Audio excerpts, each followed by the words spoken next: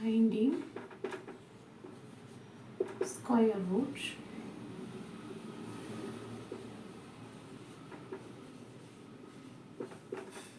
long division method.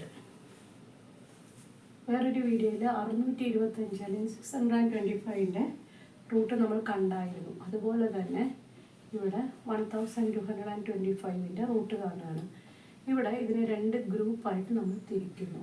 അതിനുശേഷം 12ന് തൊട്ട് താഴെയുള്ള പെർഫെക്റ്റ് സ്ക്വയർ അത് 9 അപ്പോൾ 3 × 3 9 എന്ന് കൊടുത്ത് 12ൽ നിന്ന് 9 മൈനസ് ചെയ്യുന്നു. അപ്പോൾ നമുക്ക് 3 ഈ 2 ഒന്നിച്ചാണ് താഴത്തേക്ക് എടുത്തെഴുതുന്നത്. ഈ ഗ്രൂപ്പ് ഒന്നിച്ചാണ് താഴത്തേക്ക് എടുത്തെഴുതുന്നത്. ഇതാണ് ഗ്രൂപ്പായിട്ട് എഴുതിയാലാണ് ലോങ് ഡിവിഷൻ മെത്തേഡിൽ നമുക്ക് റൂട്ട് കണ്ടുപിടിക്കാൻ പറ്റുള്ളൂ. ഇനി 3യുടെ ഇരട്ടി 3ൻ്റെ ഇരട്ടി ഡബിൾ ഓഫ് 3 എന്ന് പറഞ്ഞാൽ 6 ആണ്.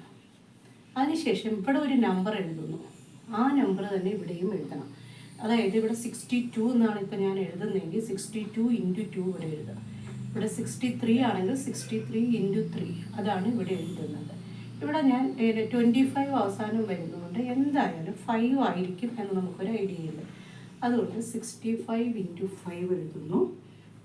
അപ്പോൾ 325.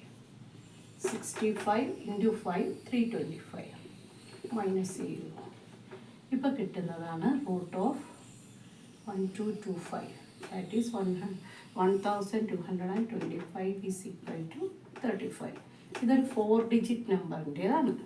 ഇനി നമുക്ക് 5 ഡിജിറ്റ് 6 ഡിജിറ്റ് ഒക്കെ ഈ രീതിയിൽ കണ്ടുപിടിക്കാവുന്നതാണ്.